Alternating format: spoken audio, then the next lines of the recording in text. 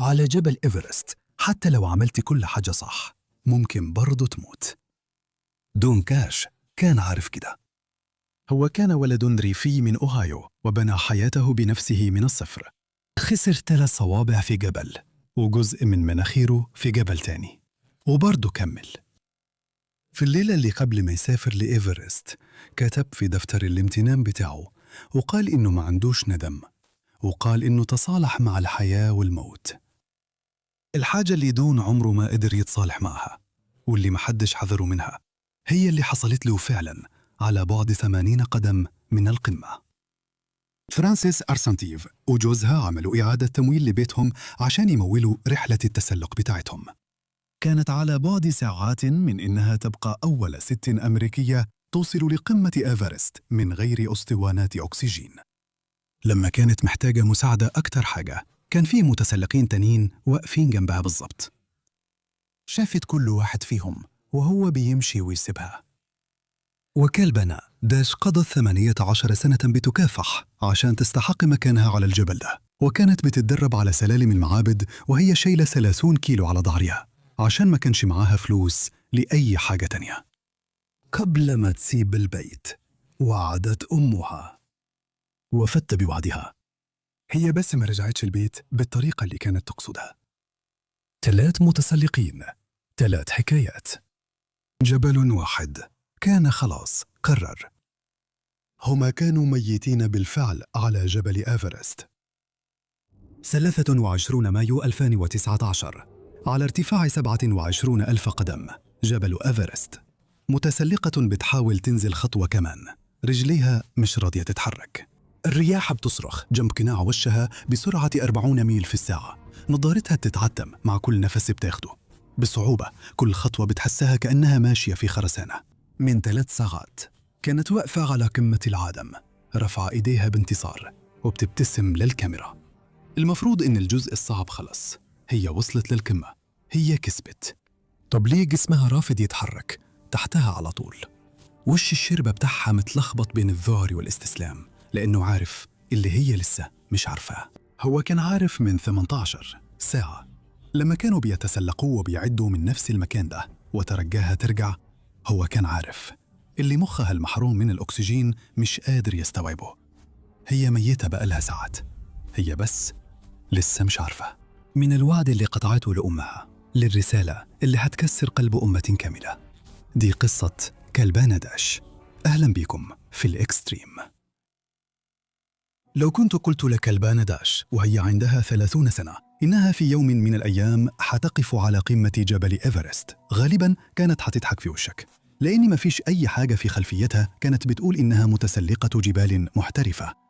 اتولدت يوم 7 يوليو 1966 في حي في دين كانال، أوديشا، مدينة صغيرة في شرق الهند على بعد حوالي 50 ميل من عاصمة الولاية. دين كانال معروفة بمعابدها وتلالها المليانة غابات وتجارة الرخام فيها، مش بالضبط مكان بيطلع منه متسلقين جبال عالميين. والدها ما كانش غني وما كانش عنده علاقات، بس كان بيحب الطبيعة.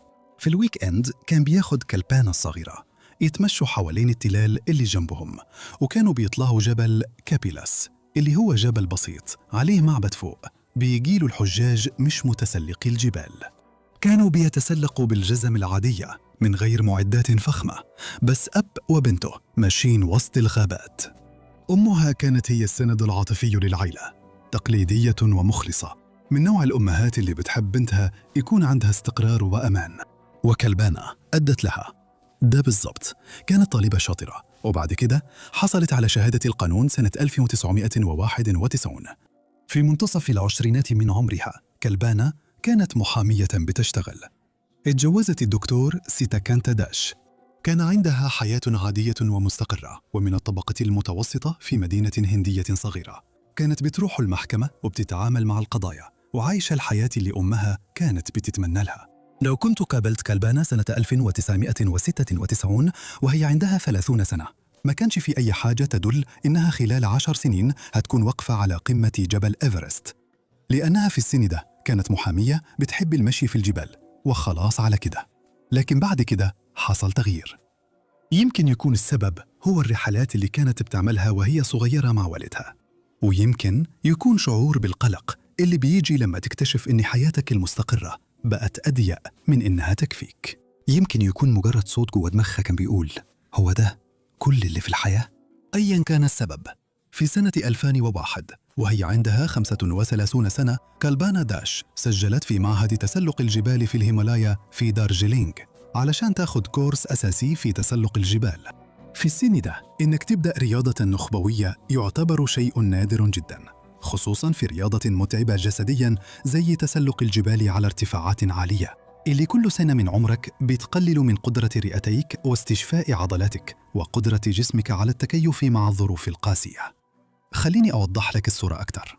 راينهولد ميسنر اللي بيعتبره كتير من الناس واحد من أعظم متسلقي الجبال في التاريخ، وصل لأول قمة كبيرة له وهو عنده 20 سنة.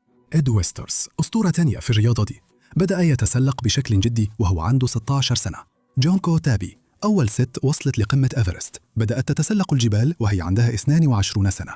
على سن 35 كثير من المتسلقين بيكونوا بالفعل وصلوا أكثر من قمة ارتفاعها فوق 26 ألف قدم، وبعضهم بيبدأوا يخرجوا من الرياضة بسبب السن. الجسم بيكون في قمة لياقته للرياضات اللي بتحتاج قوة تحمل في أواخر العشرينات لبداية الثلاثينات. بعد كده الاستشفاء بيبطأ والإصابات بتزيد. لكن كالبانا قضت 18 سنة اللي بعد كده بتعلم نفسها إن السن مجرد رقم لو عندك استعداد تتحمل وتعاني أكثر من أي حد تاني. سنة 2001 كالبانا خلصت دورة التسلق الأساسية في معهد الهيمالايا لتسلق الجبال في دارجيلينغ. الدورة دي كانت 28 يوم من شغل الحبال التقنية وتسلق الجليد وعمليات الإنقاذ من الشقوق الجليدية والتأقلم مع المرتفعات العالية. كانت بتتعلم مهارات عن سن 35 سنة، ومعظم زمايلها كانوا بيمارسوها من سن المراهقة. السنة اللي بعدها 2002 رجعت علشان تاخد دورة التسلق المتقدمة. كمان 28 يوم من تسلق طويل على جدران جليدية حادة وأرض جبلية صعبة ببطء. وعلى مدار السنتين اللي بعد كده كانت بتبني مهاراتها بشكل منهجي، شهادة ورا التانية، وفي نفس الوقت كانت بتشتغل محامية وبتدير بيتها. واللي بيخلي قصتها أكثر إثارة للإعجاب هو إن كالبانا ما تدربتش زي متسلقي الجبال المحترفين.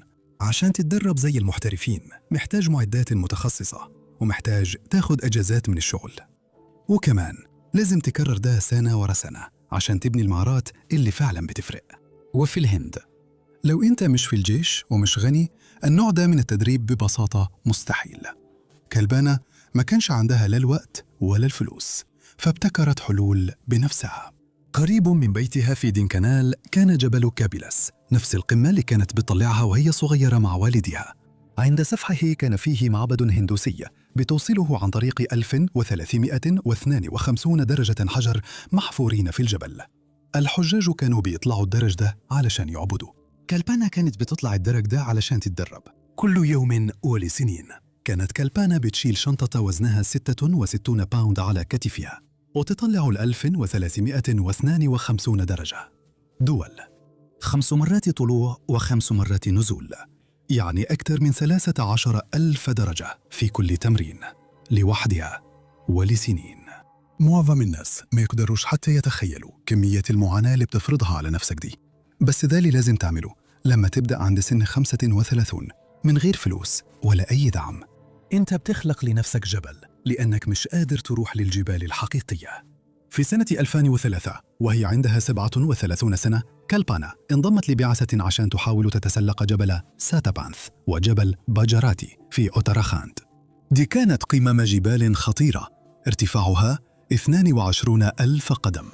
تسلقهم كان محتاج مهارات تسلق فنية وتحمل على ارتفاعات عالية والقدرة على التعامل مع نقص الأكسجين في الجو.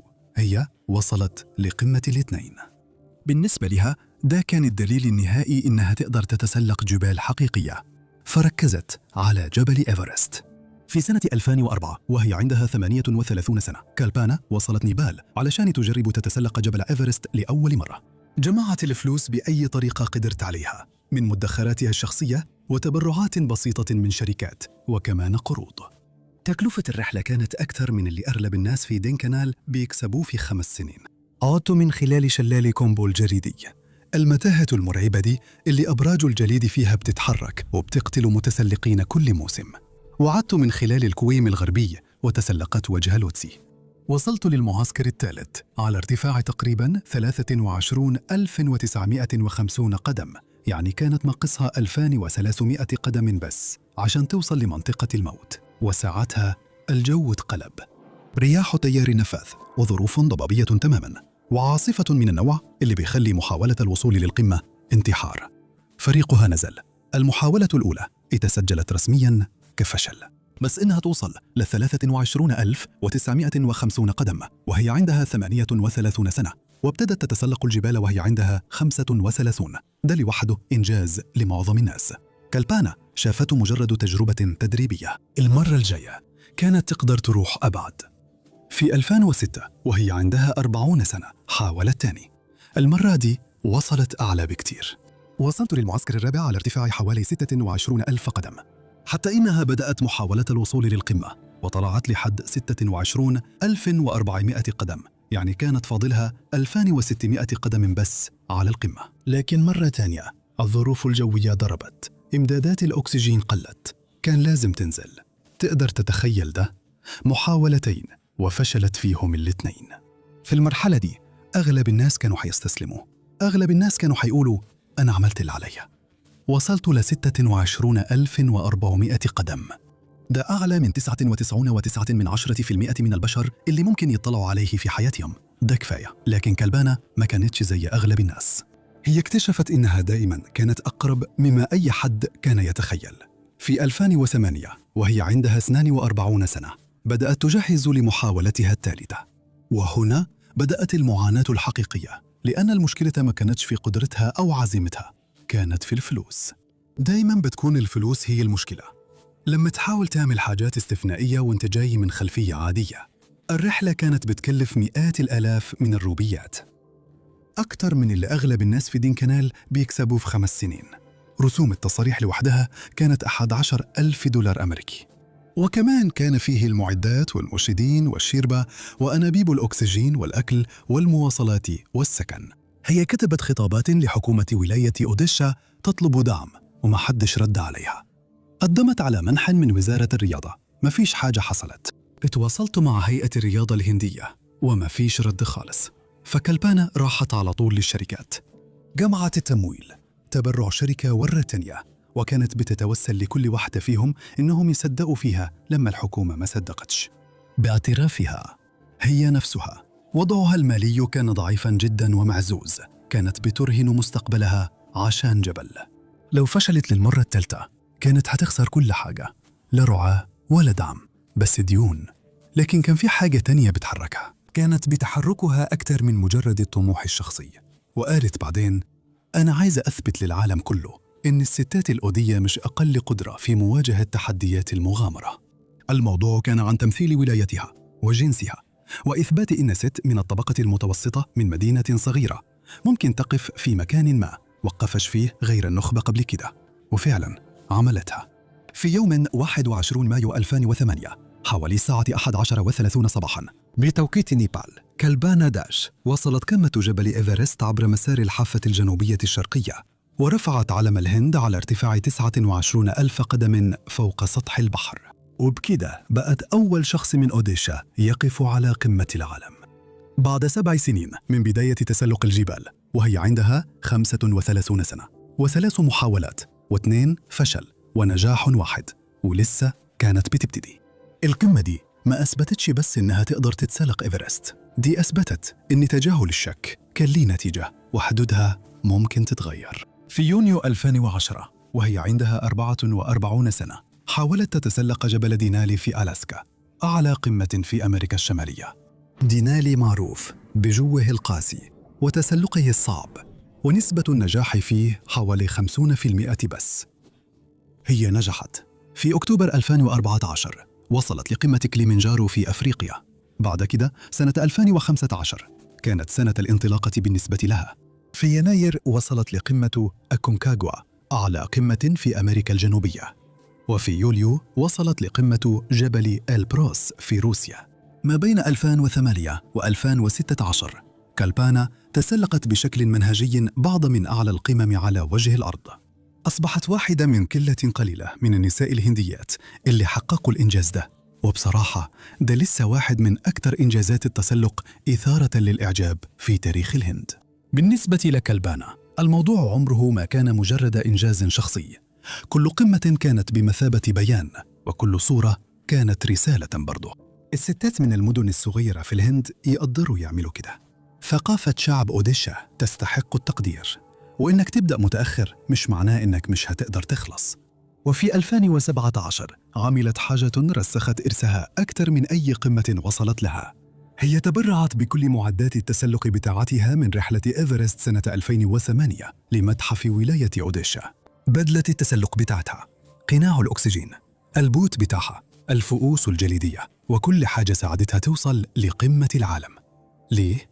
بكلمها هي، علشان تلهم وتحفز البنات والستات إنهم يحققوا أي حاجة يحطوا عينهم عليها. لما جه سنة 2019 كانت تسلقت بعض من أصعب القمم في العالم. وفي السنة دي وهي عندها 52 سنة، كلبانا أعلنت إنها هترجع لإيفرست علشان تعمل حاجة تاريخية. دلوقتي ممكن تتساءل، ليه ترجع تاني؟ هي كانت وصلت لقمة إيفرست في 2008، ما كانش عندها حاجة تانية تثبتها. لكن كلبانا ما كانتش رجعة علشان المجد الشخصي، كانت رجعة برسالة.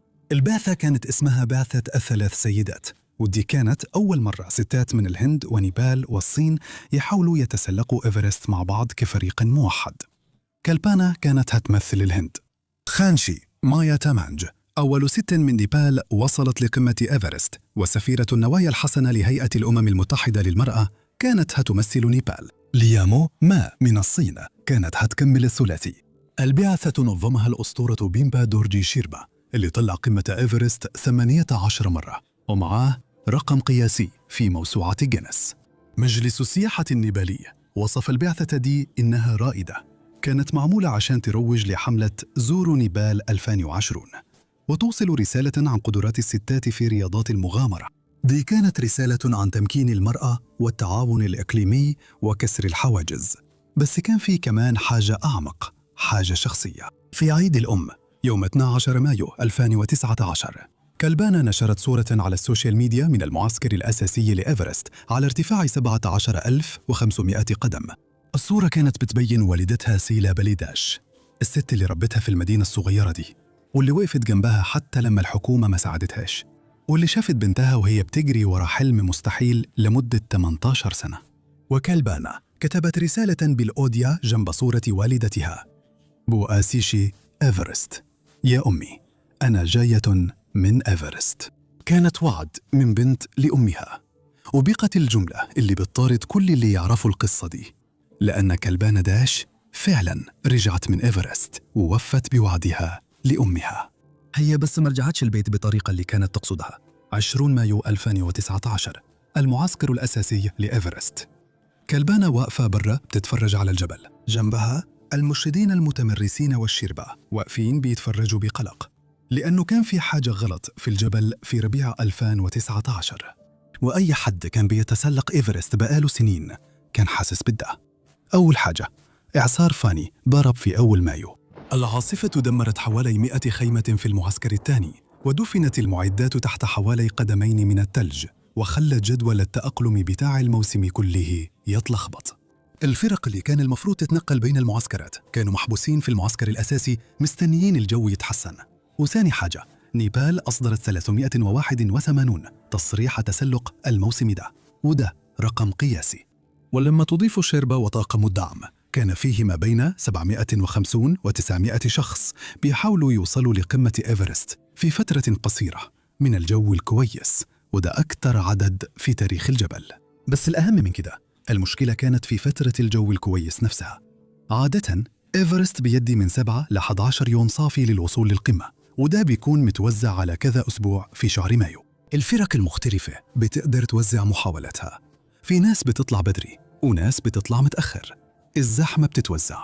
بس في 2019 بعد ما إعصار فاني عدى، المتسلقين كان عندهم يمكن من 3 ل 5 أيام بس وخلاص على كده. وده كان معناه إنه كل بعثة كانت مستنية في معسكر القاعدة بقالها أسابيع كانت رايحة للقمة في نفس الوقت. دلوقتي لو أنت مش بتتسلق جبال، الموضوع ده ممكن ما يبانش كبير بالنسبة لك. إيفرست ضخم في الآخر، بس اللي لازم تفهمه هو الآتي: الطريق اللي بيطلع على إيفرست في أغلب الأماكن هو مسار ضيق يمشي فيه شخص واحد ورا التاني. أما الأماكن الصعبة زي هيلاري ستيب فبتسمح لشخص واحد بس يعدي في كل مرة. ما ينفعش تستعجل. بتربط نفسك في الحبل المثبت وبتتسلق بحذر، ولو فيه 200 واحد قبلك بتستنى دورك. المرشدين اللي عندهم خبرة كانوا عارفين يعني إيه مئات المتسلقين يحاولوا يوصلوا للقمة في نفس الوقت، يعني تأخيرات كبيرة وزحمة على ارتفاع 27 ألف قدم أو أكثر.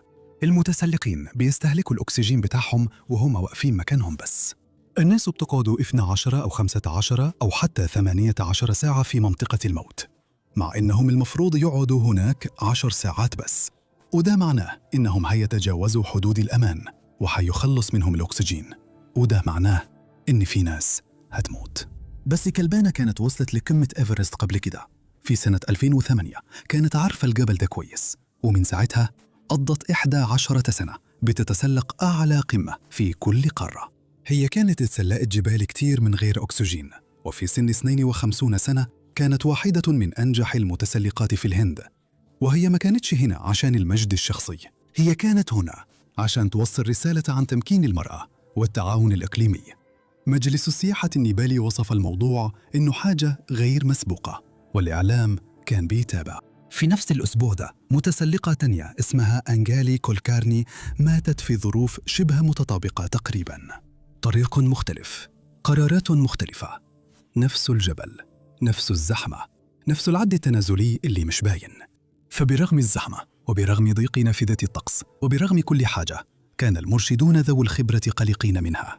في صمت يوم 22 مايو 2019 حوالي الساعة 9 مساء، كلبانا وزمايلها خرجوا من المعسكر الرابع علشان يبدأوا محاولتهم الأخيرة لبلوغ القمة. فوقيهم الجبل بيختفي في السواد، وفي مكان فوق هناك على ارتفاع أعلى منهم ب3000 قدم القمة موجودة. شغلوا كشافات الرأس وربطوا نفسهم في الحبال المثبتة وبدأوا التسلق. خطتهم كانت بسيطة جدا، يتسلقوا طول الليل ويوصلوا للقمة مع شروق الشمس، وينزلوا وهما معهم وقت كفاية من النهار. عادة محاولة الوصول للقمة بتاخد من 10 إلى 12 ساعة رايحا جاي، للي الجسم يقدر يتحمله في منطقة الموت. لكن من البداية كان فيه مشكلة، كلبانة كانت بتتحرك أبطأ من المفروض. مش أبطأ بشكل كبير في الأول، بس كان فيه فرق بسيط. كل خطوة كانت بتاخد وقت أطول شوية، وكل نفس كان باين عليه التعب أكتر. المرشدين الشربة بتوعها جيلبو شربة وبيمبا تشيري شربة لاحظوا ده على طول. السرعة اللي المفروض توصل متسلق للقمة في 10 ساعات ما كانتش موجودة، بس كملوا التسلق عشان أوقات المتسلقين بيبدأوا ببطء وبيلاقوا إيقاعهم بعدين. ساعات جسمك بيتأقلم بعد ساعة أو ساعتين. فكملوا الطلوع في الضلمة على أمل إن كلبانة تلاقي سرعة مناسبة تقدر تكمل بيها، بس هي ما عملتش كده.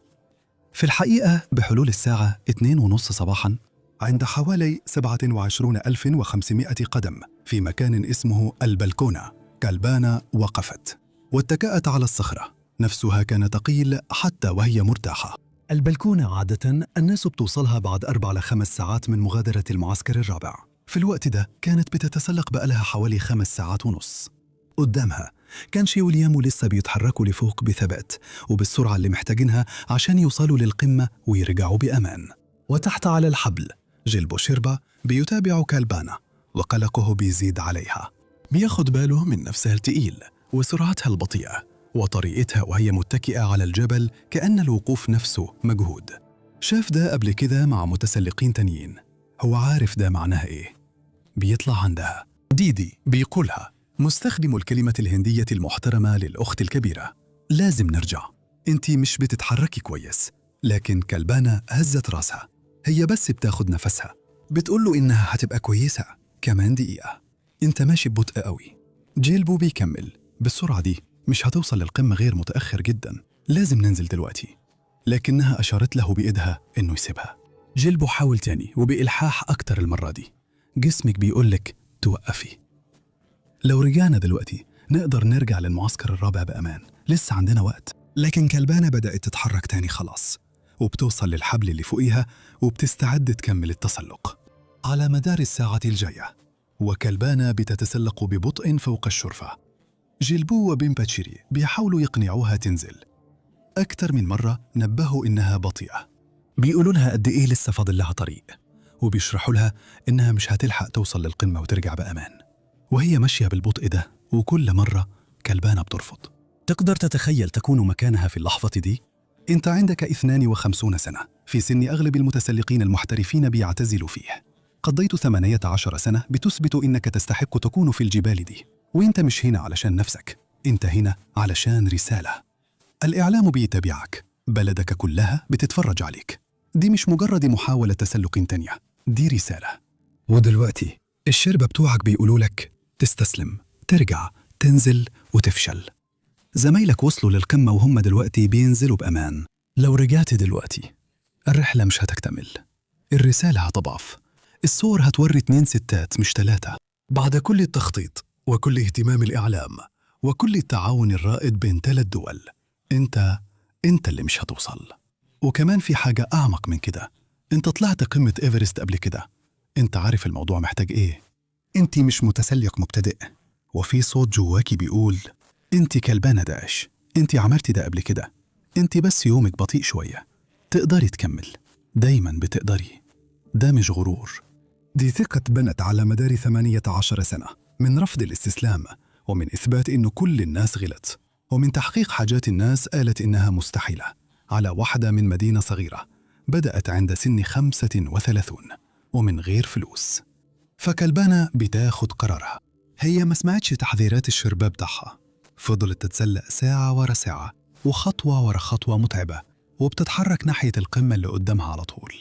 فضل كام ساعة بس. اللي كلبانة ما تعرفوش إن القرار ده قتلها خلاص، بس هنتكلم عن ده بعدين. الساعة 9 الصبح كانشي وليامو وصلوا القمة. هما بيتسلقوا بقالهم حوالي 12 ساعة من المعسكر الرابع، وكل حاجة ماشية حسب الجدول. بياخدوا صورهم ويرفعوا علم زورو نيبال 2020، وبيبدأوا ينزلوا فوراً، عشان ده اللي المفروض تعملوه لما توصل قمة إيفرست. ما بتقعدش هناك، بتنزل على طول. لكن كلبانة لسه بتتسلق لفوق، هي لسه على بعد مئات الأقدام من القمة، وماشية بنص السرعة اللي محتاجاها، ساعة ورا ساعة وخطوة ورا خطوة، بتعب شديد. إزازات الأكسجين بتاعتها اللي متحسبينه للطلعة الأخيرة للقمة في 10 إلى 12 ساعة قربوا يخلصوا بشكل خطير، بس هي قريبة جدا، القمة قدامها على طول. الساعة 11 الصبح، كانت بتتسلق بقالها 14 ساعة، متسلقين تانيين بيعدوا من جنبها وهم نازلين، لكن كلبانة لسه بتطلع لفوق. شربة جيلبو لسه معاها وبيشجعها تتحرك أسرع. هو قلقان من الوقت، بس يقدر يعمل إيه؟ يجبرها تنزل، يشيلها بنفسه على ارتفاع 29,000 قدم؟ ده مستحيل. تقريباً الساعة 12:55 الظهر في يوم 23 مايو 2019، كلبانة داش وصلت لقمة جبل إيفرست للمرة الثانية في حياتها. في اللحظة دي كانت بتتسلق لمدة تقريباً 16 ساعة من المعسكر الرابع، من 4 ل 6 ساعات، أكثر من الطبيعي، بس هي وصلت. رفعت إيديها بانتصار. علم زيارة نيبال 2020 الترفع. اتصورت صور، ولحظة كلبانة داش غالباً حست إنها فوق العالم كله. زي كل المعاناة وكل الرفض للرجوع وكل ساعات التعب كانت تستاهل، عشان هي هنا. وصلت للقمة، خلصت بعثة النساء الثلاث، وفت بوعدها لأمها. بس ما فيش احتفال ولا صيحات نصر من مرشديها الشربة، وده السبب. أقصى وقت ممكن للبقاء على قيد الحياة في منطقة الموت باستخدام الأكسجين الإضافي هو حوالي 16 ل 20 ساعة. ده مش مجرد إرشاد، ده الحد اللي فيه جسم الإنسان بينتقل من البقاء على قيد الحياة للموت الفعلي. كلبانة بقالها فوق 26,000 قدم لمدة 16 ساعة. هي دلوقتي عند الحد الأعلى، واقفة على القمة، ولسه حتى ما بدأتش تنزل. من القمة للمعسكر الرابع النزول بياخد على الأقل من 4 ل 5 ساعات. لو هي ماشية بنفس السرعة اللي طلعت بيها ممكن تاخد 6 أو 7 ساعات، ويمكن أكتر. وده معناه إنها لما توصل لمكان آمن هتكون قضت في منطقة الموت حوالي 22 ل 23 ساعة، يعني من 3 ل 7 ساعات، أكتر من اللي معظم المتسلقين بيعتبروه آمن. وبما إننا بنتكلم عن الأكسجين، الأنابيب بتاعتها قربت تفضى. هي بتتسلق بقالها 16 ساعة، الزجاجات دي مش هتفضل معاها على طول. كل واحدة فيهم فيها تقريباً 4 ساعات أكسجين بمعدل تدفق طبيعي. هي دلوقتي في الزجاجة الرابعة ويمكن تكون الأخيرة. كلبانة حطت نفسها في موقف البقاء فيه بيبقى شبه مستحيل من الناحية الحسابية، بس هي ما كانتش عارفة كده لسه. حوالي الساعة 1 الظهر لما كلبانة بدأت تنزل من القمة، أول كم خطوة كانوا مش طبيعيين. رجلها اليمين بتستجيب ببطء، كأن في تأخير بين عقلها وهو بيبعت الأمر ورجلها وهي بتستقبله. بتاخد خطوة كمان ونفس الموضوع، نفسها اللي كان تقيل أصلاً فوق القمة بقى أسوأ، كل نفس بتحسه ناقص. هي بتسحب الهواء من خلال قناع الأكسجين بكل قوتها، بس كأنها تتنفس من خلال فوطة مبلولة، وساعتها الألم بيبدأ. في رجليها الاتنين ألم حاد وعميق، مش وجع عضلات، حاجة تانية. جيلبو وبن بشيري شايفينها وهي بتعاني، على طول بيتحركوا جنبها وبيحطوا دراعهم تحت كتفها، مش بيوجهوها، خلاص هم دلوقتي شايلينها. ديدي خطوة بخطوة هننزلك. بيبدأوا ينزلوا ببطء، خطوة بخطوة زي ما وعدوا، والشربة شايل أغلب وزنها على ارتفاع 29,000 قدم. الحركة صعبة حتى لو كنت سليم. لما تكون فعلياً شايل حد، كل خطوة بتبقى معركة. بينزلوا يمكن 200 قدم، يمكن 300. رجليها بتفضل تخونها. الشربة بيمسكوها، يرفعوها ويكملوا التحرك. لحد الساعة 2 الظهر كانوا نزلوا تقريباً 600 قدم. دلوقتي هم على ارتفاع حوالي 28,400 قدم، ولسه في قلب منطقة الموت، ولسه قدامهم ساعات عشان يوصلوا أمان المعسكر الرابع. وكالبانا حالتها بتسوء أكتر، نفسها بقى متقطع وبتتنفس بصعوبة. أنفاسها متقطعة وبتطلع زي صوت حد بيغرق. رجليها ما بقتش شغالة خالص دلوقتي. الشربة شايلينها وبيسحبوها وبيتحركوا بأسرع ما يقدروا، بس على الارتفاع ده كلمة بسرعة يعني يمكن 100 قدم في الساعة لما تكون شايل حد. جيلبو بيبص على وش كلبانة من خلال نظرتها، عينيها بالكاد مركزة، بشرتها بدأت تتحول للون الرمادي. هو شاف المنظر ده قبل كده، عارف إن وقتها بيخلص. بيكملوا النزول، ولحد الساعة 3 العصر وصلوا لارتفاع 27,500 قدم عند البلكونة، ووقفوا عند نفس الحافة بالضبط اللي قبلها ب14 ساعة. أثناء الطلوع جيلبو كان بيتوسل لكلبانة إنها ترجع. نزلوا كلبانة على المنصة، وقعت على الصخرة، صدرها كان بيتهز مع كل نفس. الشربة جيلبو ركع جنبها وراجع ماسك الأكسجين بتاعها. العداد كان فاضي. الأنبوبة غالباً خلصت في الطريق بين القمة والمكان ده. طلع أنبوبة أكسجين احتياطي من شنطته. إيديه كانت بتتهز، مش من البرد لكن من حاجة تانية. فصل الأنبوبة الفاضية وركب الجديدة وضبط معدل التدفق، لكن ما فيش حاجة تغيرت. نفس كلبانة بدأ يبطأ، الأنفاس اليائسة بقت أضعف وأقل عمق. بن باتشيري اتحرك للناحية التانية منها بينادي على اسمها. ديدي خليكي معانا، احنا قربنا نوصل. بس هم لسه بعيد عن الوصول. المعسكر الرابع لسه تحتهم ب1500 قدم، ولسه على بعد ساعات، وجسم كلبانة خلاص ما بقاش فيه حاجة. نفسها بقى مش منتظم. نفس واحد وبعدين وقفة، نفس تاني ووقفة أطول، وبعدها صدرها واقف عن الحركة. جيلبو هزها، مفيش حاجة. بصوا لبعض وكل واحد فيهم عارف ده معناه إيه. شافوا ده قبل كده مع متسلقين تانيين. لما النفس بيوقف على ارتفاع 27,500 قدم مفيش رجوع، هي راحت. الست دي اللي كانت بتتدرب لوحدها على سلالم المعبد عشان مش قادرة تدفع تمن التدريبات في أماكن محترفة، واللي رفضت تستسلم حتى لما جسمها كان بيصرخ فيها ترجع، راحت. ودلوقتي الشربة، الاتنين قدامهم اختيار محدش المفروض يضطر ياخده، لأن على ارتفاع 27,500 قدم الإنقاذ مستحيل. الهليكوبترات مش بتقدر تطير على الارتفاع ده، الهواء خفيف قوي ومش بيقدر يديهم قوة رفع. إنهم ينزلوا جثة من منطقة الموت هياخد حوالي 8 يمكن 10 ساعات من الشغل الشاق جدا، شغل ممكن يقتلهم هم كمان.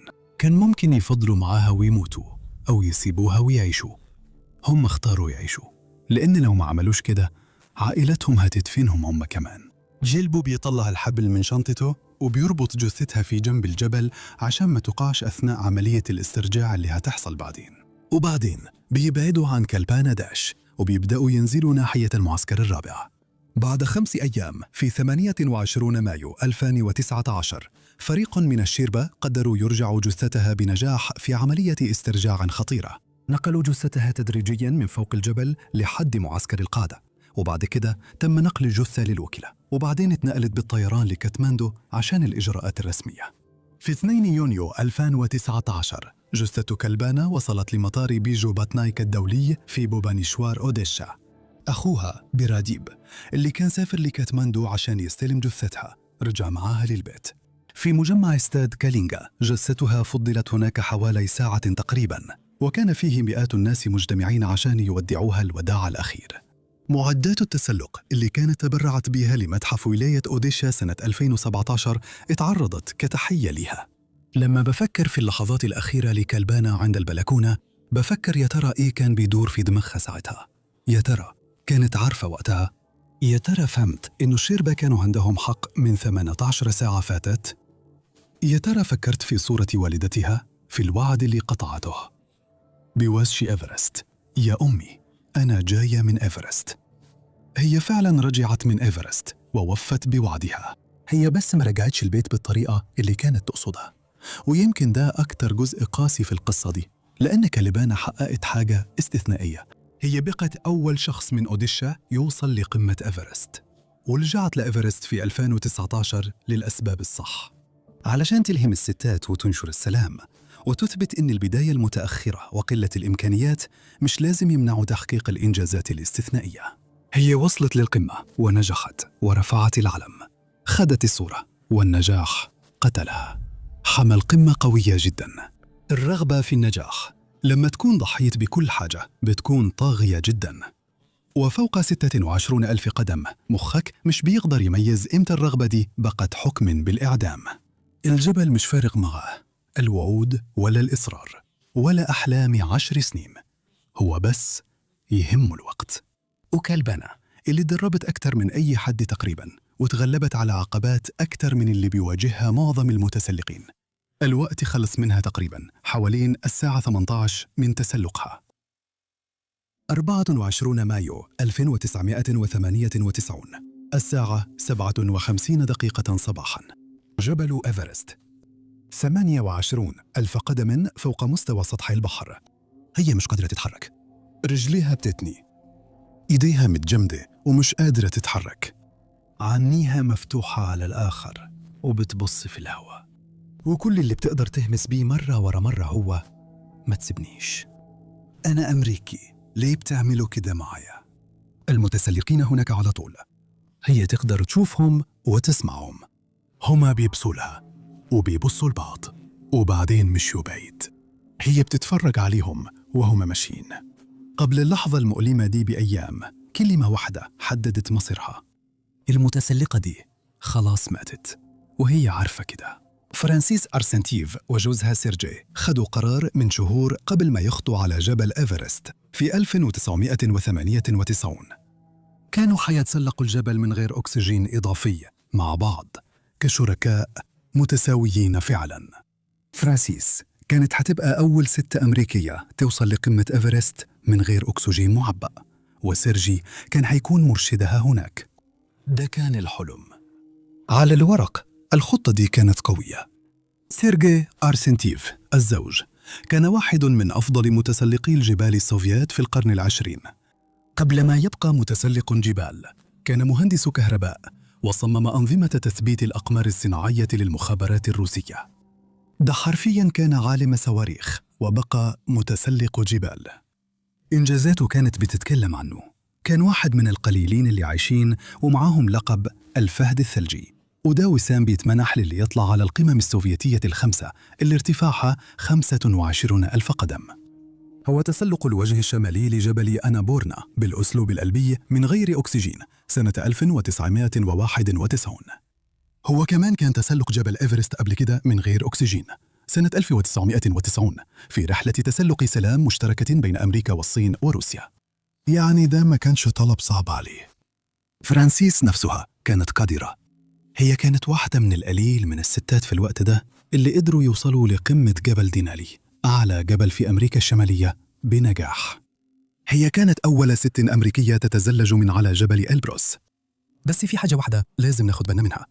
مع أنها كانت طلعت ل24,600 قدم في جبال بامير أيام الاتحاد السوفيتي، عمرها ما وصلت لقمة جبل ارتفاعه 26,000 قدم بنجاح. إيفرست كان حيكون أول محاولة ليها فوق 26,000 قدم، يعني فرق أكثر من 2,000 قدم. ده مش مجرد فرق، ده عالم فيسيولوجي مختلف تماماً. لكنهم وثقوا في الخطة. وفي ربيع 1998 فرانسيس وسيرجي وصلوا لمعسكر قاعدة إيفرست، وكان في دماغهم فكرة واحدة بس، إنهم يصنعوا التاريخ. مسار التسلق بتاعهم كان مباشر، كانوا مخططين يهاجموا إيفرست من الناحية الشمالية عن طريق الحافة الشمالية الشرقية مع فريق بعثة روسي مكون من 5 أعضاء. زي باقي المتسلقين في معسكر القاعدة الموسم ده، خدوا وقتهم على الآخر في التحضير، لأنك ما ينفعش تروح عند قاعدة إيفرست وتطلع للقمة على طول، جسمك هيقف وتموت. عشان كده المتسلقين بيقضوا أسابيع طالعين ونازلين الجبل على مراحل، علشان جسمهم يتعود تدريجيا على الهواء قليل الأكسجين. العملية دي اسمها التأقلم، وبتعتمد على إنك تطلع الجبل تدريجي وتقعد في أماكن معينة للراحة، علشان جسمك يتعلم يشتغل بأكسجين أقل. هي عملية بطيئة ومتعمدة، ودي الطريقة الوحيدة اللي تقدر تعيش بيها فوق هناك. في يوم 19 مايو فرانسيس وسيرجي وصلوا للمعسكر السادس على ارتفاع حوالي 26,000 قدم. دلوقتي هم في الآت اللي المتسلقين بيسموه منطقة الموت، اللي ما فيهاش أكسجين كفاية في الهواء علشان يحافظ على حياة الإنسان لفترات طويلة. جسمك بيبدأ يموت. كل ساعة بتقضيها هنا معناها إنه عضلاتك بتتحلل وأعضائك بتعاني ومخك بيبدأ يعاني من نقص الأكسجين. واحدة واحدة، بس كل حاجة كانت ماشية زي ما هو مخطط. من معسكر 6 كانوا حيعملوا المحاولة الأخيرة للوصول للقمة. أول محاولة لهم للوصول للقمة كانت اليوم اللي بعده على طول في 20 مايو، وهنا بدأت المشاكل تظهر. الخطة كانت إنهم يسيبوا معسكر 6 الساعة 1 الصبح في ظلام تام، وهم بيستخدموا كشافات الرأس علشان ينوروا الطريق. البداية في نص الليل كانت معناها إنك هتوصل للقمة حوالي الظهر لما الجو يكون أدفى، وهيكون عندك وقت كفاية من ضوء النهار علشان تنزل بأمان. التوقيت هو كل حاجة على جبل إيفرست.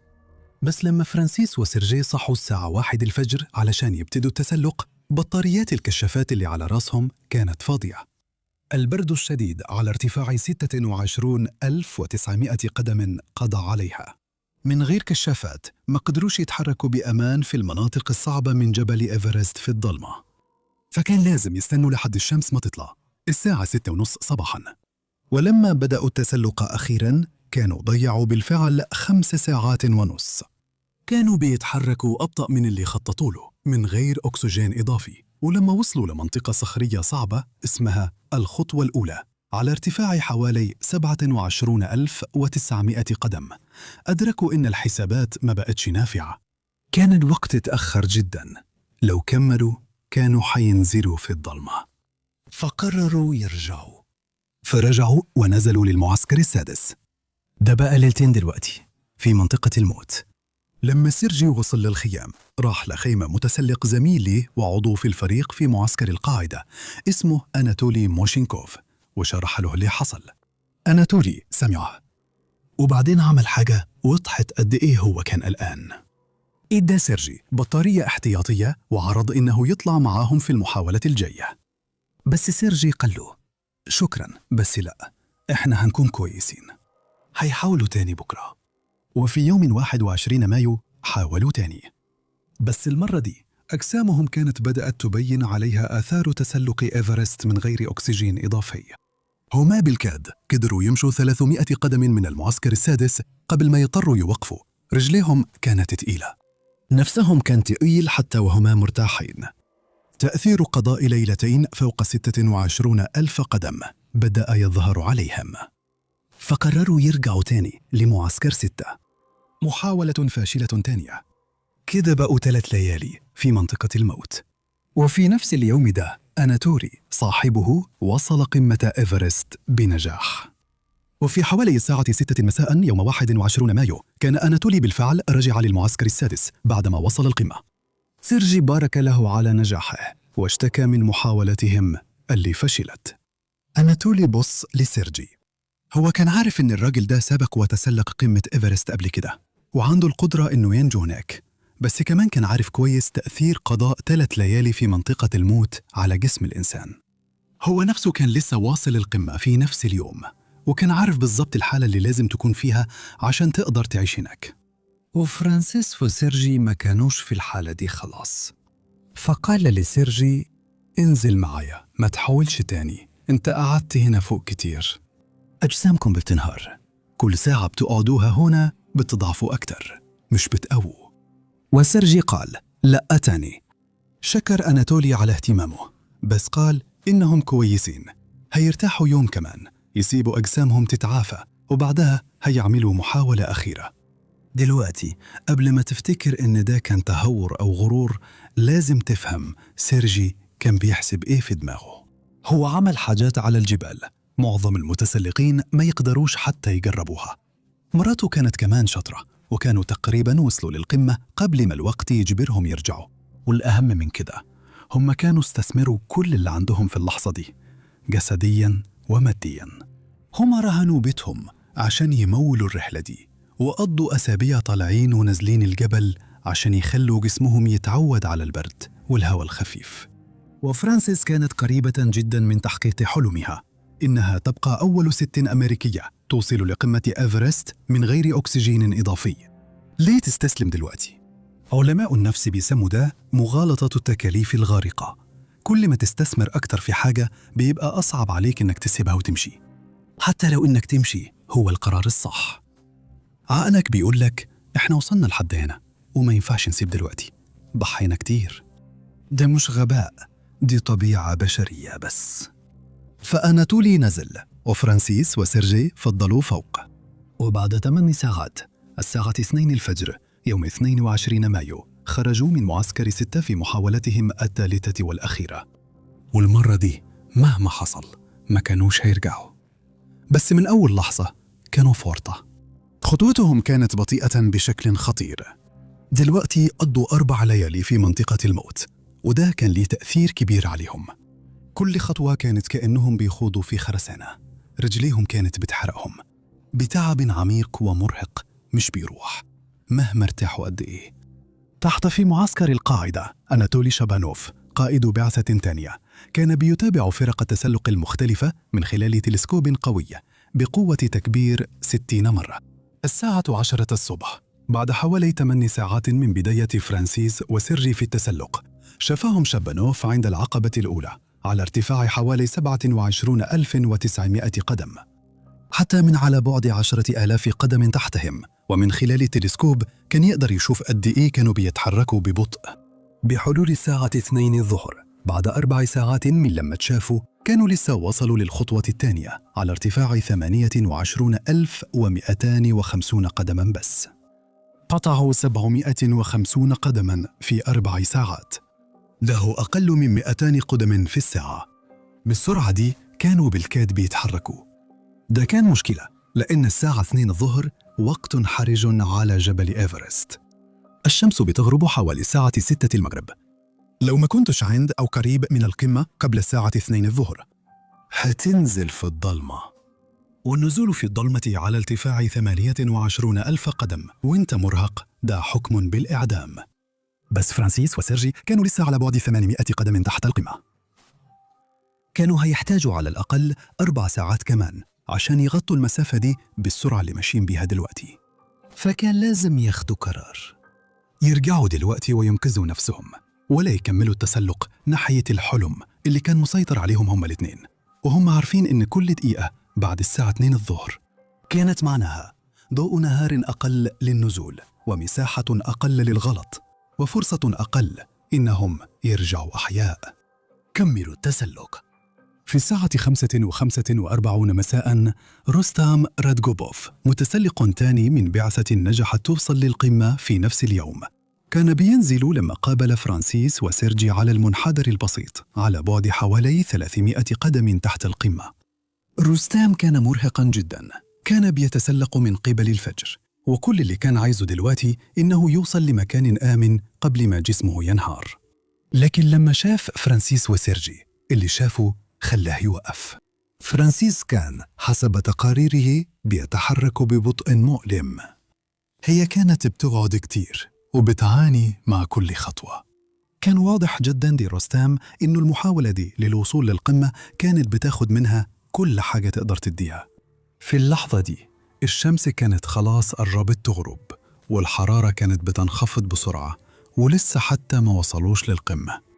رغم تعبه الشديد ورغم رغبته الشديدة إنه ينزل لمكان آمن، رستام حس إنه لازم يعمل حاجة. فلف ورجع مشي 150 قدم تاني فوق الجبل في الضوء اللي كان بيختفي، بس عشان يحاول يقنعهم يرجعوا. قال لهم الوقت فات، بصوا على الشمس، انتوا ماشيين ببطء قوي، لازم ترجعوا دلوقتي حالا وانتم لسه عندكم ضوء تشوفوا به الطريق للنزول. لكن سيرجي هز رأسه، وللمرة الثالثة في محاولة الوصول للقمة دي قال كلمة واحدة تقطع القلب، وكانت هي اللي هتحدد مصيرها. لا، ما تقلقيش علينا، احنا هنبقى كويسين، هو قال كده. أوراجوبوف بص لفرانسيس تاني وهي بتعاني. هي ما كانتش باينة كويسة، بس هو كان يقدر يعمل ايه غير كده؟ هو ما قدرش يجبرهم، وكان لازم يفكر في نجاته هو كمان. فأوراتكوبوف لف وكمل نزوله، وفرانسيس وسيرجي فضلوا يطلعوا ناحية القمة، والشمس كانت بتغرب أكتر، والحرارة بتنخفض، والظلال بتطول. بطريقة ما في 30 دقيقة اللي بعدها قدروا يكملوا. لقوا حاجة، مخزون الأخير من العزيمة واليأس اللي خلاهم يكملوا وهم بيقطعوا آخر ميتات القدم. وفي حوالي الساعة 6:15 مساء، وفي ضوء بيختفي بسرعة ومن غير أكسجين إضافي، وبعد 5 أيام فوق ارتفاع 27,000 قدم، فرانسيس وسيرجي وصلوا لقمة جبل إيفرست. هما فعلا عملوها. فرانسيس أرسنتيف بقت أول ست أمريكية توصل لقمة إيفرست من غير أكسجين إضافي. بصراحة كانت إنجازاً تاريخي وعظيم، حاجة تتكتب في كتب التاريخ. لكن ما فيش صور للاحتفال ولا في هتافات مصر، بس 2 تعبانين واقفين على قمة العالم في ضوء النهار اللي بيخلص، وعارفين بالفعل بشكل ما إنهم في ورطة. وده السبب. من القمة على ارتفاع 29,029 قدم لحد المعسكر السادس على ارتفاع 26,900 قدم، فيه أكثر من 2,000 قدم نزول رأسي. في ظروف كويسة ومع رجلين مرتاحين ده بياخد على الأقل من 4 ل5 ساعات. بس فرانسيس وسيرجي ما كانوش في ظروف كويسة ولا عندهم رجلين مرتاحين، كانوا بيتسلقوا بقالهم أكثر من 16 ساعة. قضوا 5 ليالي في منطقة الموت، والشمس كانت خلاص بتغرب. كان فاضل لهم يمكن من 15 ل 20 دقيقة من ضوء الشفق اللي ممكن يستخدموه قبل ما الدنيا تظلم تماماً. وده كان معناه إنهم هيبقوا بينزلوا من أعلى جبل في العالم لمدة لا تقل عن 4 ساعات في ظلام دامس ودرجات حرارة متجمدة ومن غير أكسجين. سيرجي كان عارف إن ده انتحار، كان لازم يعرف ده، بس كمان كان مصدق إنه عندهم شبكة أمان. بص، في حاجة ما قلتيهاش. لما سيرجي شاف رستام وقال له ما يقلقش، كان عشان عنده خطة بديلة. قبل محاولة الوصول للقمة، هو وفرانسيس خبوا مخزون طوارئ على ارتفاع 28,280 قدم، يعني حوالي 750 قدما تحت القمة. في المخزون ده كانوا مخزنين أنبوبة أكسجين وخيمة وهدوم دافية. الفكرة كانت إنه لو وصلوا القمة متأخر وما قدروش ينزلوا لحد معسكر 6 في الظلمة، يقدروا ينزلوا للمخزون، ينصبوا الخيمة، يستخدموا الأكسجين ويقضوا الليل في مأوى. وبعدين الصبح مع ضوء النهار والأكسجين الجديد كانوا حينزلوا 1400 قدم للباقيين لحد معسكر 6. دلوقتي ده ما كانش الوضع المثالي. قضاء ليلة على ارتفاع 28,280 قدم حتى لو في خيمة كان حيبقى قاسي جدا، بس كان ممكن ينجو منه. الخيمة كانت حتحميهم من الرياح، والأكسجين كان حيساعدهم يفكروا بوضوح، وفي الصبح حيقدروا يشوفوا الطريق. اللي سيرجي ما كانش يعرفه واللي ما كانش ممكن يعرفه إن راجوبوف كان عدى بالفعل على مخزونهم وهو نازل. ولما راجوبوف فتش المكان لقى أن أنبوبة الأكسجين كانت موجودة، لكن الخيمة اللي كانوا معتمدين عليها علشان تحميهم طول الليل على ارتفاع 28,280 قدم ما كانتش موجودة. في الحقيقة كانت على ارتفاع أقل ب3,000 قدم عند 25,260 قدم. هي عمرها ما كانت في المخزن. طيب ليه سيرجي كان فاكر إنها هناك؟ ودلوقتي هنا لازم نكون حذرين جدا، لأن اللي هقوله لك مش شهادة عيان مؤكدة، لكن ده اللي خبراء التسلق قدروا يعيدوا بناؤه من الأدلة، والأدلة بتحكي قصة محددة جدا. دي هي الحقائق. سيرجي قال لرادكوبوف إن عندهم خيمة عند المخزن. لما راجوبوف فتش المخزن ما كانش فيه خيمة، ولأن فرانسيس وسيرجي كانوا بيتسلقوا من غير دعم من الشربة كانوا مسؤولين لوحدهم عن نقل معداتهم فوق الجبل. ما فيش حد غيرهم كان ممكن يحط الخيمة في المخزن، بس هم. من الحقائق دي الاستنتاج المنطقي هو إن فرانسيس وسيرجي ببساطة ما قدروش يطلعوا خيمتهم الاحتياطية لمكان عالي كفاية. بس ليه؟ في نظريتين رئيسيتين. الأولى هي الإرهاق الجسدي. بعد 4 ليالي في منطقة الموت من غير أكسجين إضافي أجسامهم كانت بتاكل نفسها. حمل وزن خيمة زيادة من 10 ل 15 رطل لحد ارتفاع 28,280 قدم. ممكن يكون كان أكثر من اللي أجسامهم الضعيفة تقدر عليه. ممكن كانوا ناويين ينقلوها لمكان أعلى في واحدة من جولاتهم السابقة للتأقلم، لكن ما قدروش يعملوا كده. النظرية الثانية أكثر إزعاجاً. على ارتفاعات عالية جداً مخ الإنسان بيبدأ يشتغل بشكل غير طبيعي وبطرق موثقة ومعروفة. واحدة من الطرق دي هي إنك تلخبط بين النية والواقع. سيرجي ممكن يكون فعلاً صدق إنه الخيمة كانت عند المخزن، لأنه مخه اللي ناقصه أكسجين لخبط بين الخطة اللي هي حننقل الخيمة لفوق وبين الذكرى اللي هي نقلنا الخيمة لفوق على ارتفاع 28,000 قدم. النوع ده من الفشل العقلي مش ضعف، ده بيولوجياً. إحنا مش عارفين أنهي واحدة من دول هي الصح. ممكن عمرنا ما نعرف. اللي إحنا عارفينه هو ده. فرانسيس وسيرجي كانوا نازلين بثقة ناحية شبكة أمان مش موجودة أصلاً. وصلوا للمخزن بتاعهم على ارتفاع حوالي 28,280 قدم تقريباً بعد الساعة 7:30 مساء وفي ظلام تام. نقوا أنبوبة الأكسجين ولقوا الشنطة اللي كانت فاضية تقريباً، وتأكدوا من اللي راجوبوف كان شافه قبل كده.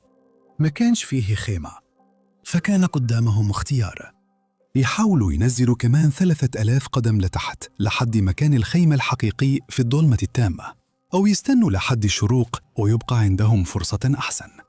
النزول 3,000 قدم في الظروف دي كان انتحار. هم كانوا عارفين كده، فقرروا يفضلوا مكانهم وقضوا الليل في العراء على ارتفاع 28,280 قدم من غير أي مأوى، بس مع أنبوبة أكسجين من المخزن والهدوم اللي عليهم.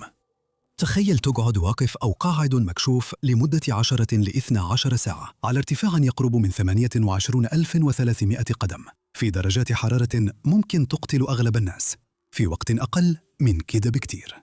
جسمك بيبدأ يقفل واحدة واحدة، معدل ضربات قلبك بيبطأ وتنفسك بيبقى سطحي. مخك اللي محروم من الأكسجين والدفء بيبدأ يشتغل غلط. جسمك ما تصممش عشان ينجو من كده. بس بطريقة ما رغم كل الصعاب فرانسيس وسيرجي الاثنين قدروا ينجوا لحد الصبح. ولما الشمس طلعت يوم 23 مايو حاولوا ينزلوا، وهنا الأمور بتبدأ تتعقد جدا. في وقت ما خلال الصبح ده فرانسيس وسيرجي انفصلوا عن بعض. احنا مش عارفين ليه.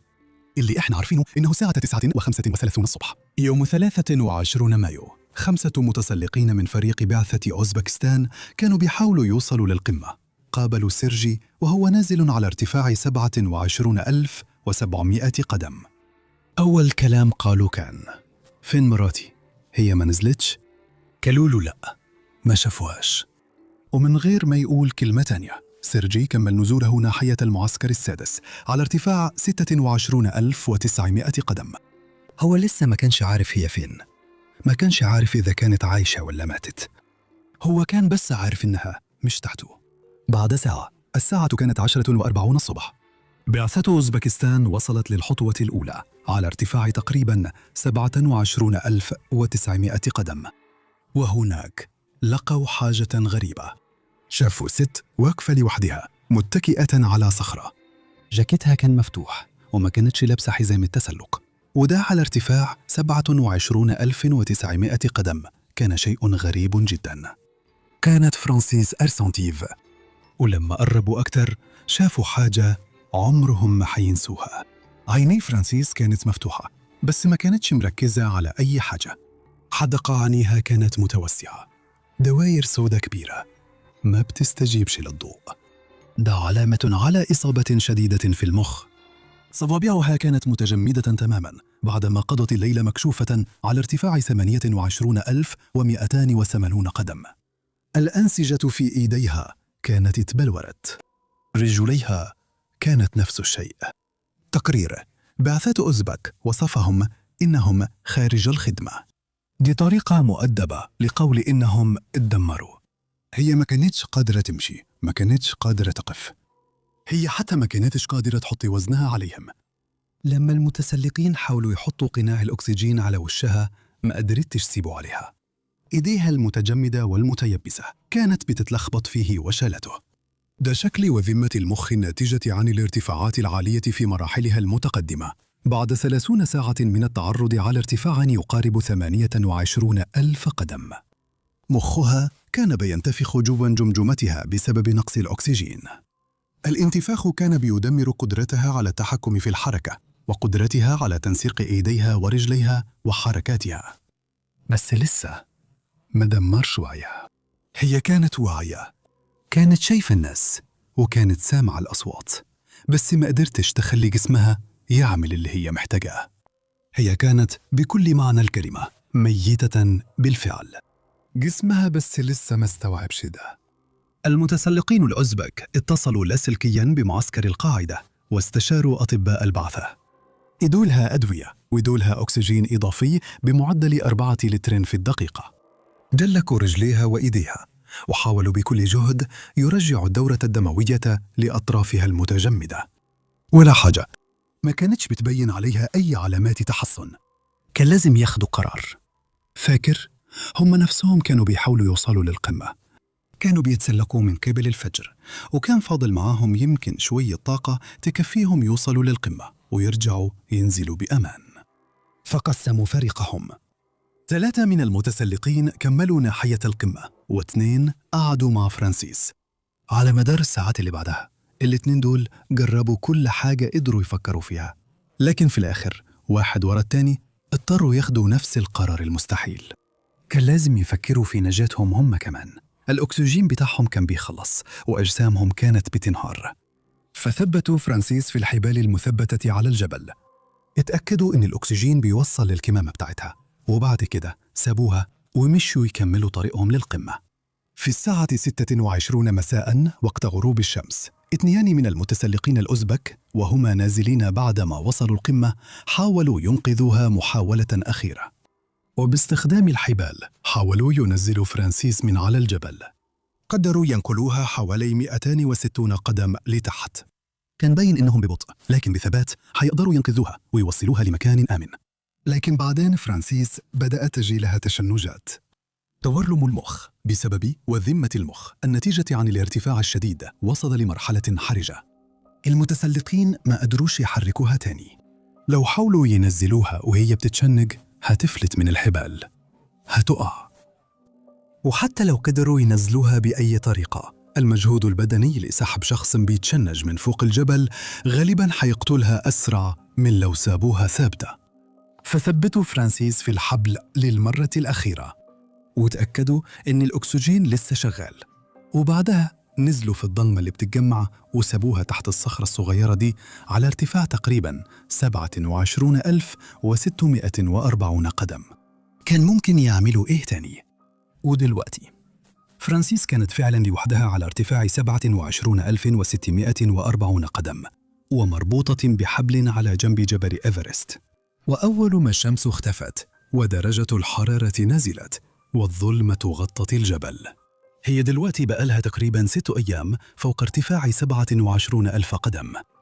لما أول 3 متسلقين أوزبك وصلوا المعسكر السادس الساعة 6 مساء، لقوا سيرجي وقالوا له على اللي شافوه: مراتك لسه عايشة، هي على ارتفاع 27,900 قدم، هي مش قادرة تتحرك. سيرجي ما ترددش لحظة، على طول بدأ يجهز نفسه علشان يطلع ينقذ مراته.